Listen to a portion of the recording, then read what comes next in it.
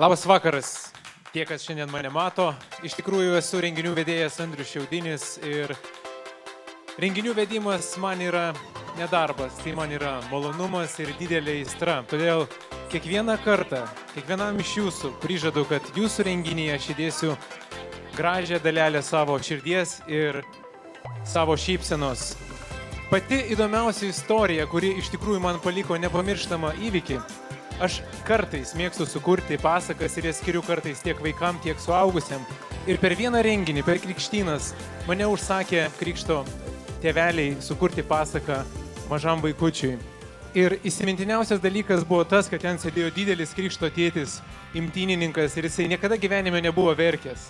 Ir kai aš užleidau tą pasaką, 5 minučių bėgyje aš mačiau visų artimiausių žmonių, to mažo kleckiuko veiduose, gražias šiltas ašaras ir tas prisiminimas buvo man iš tikrųjų iki šiandien nepamirštamas.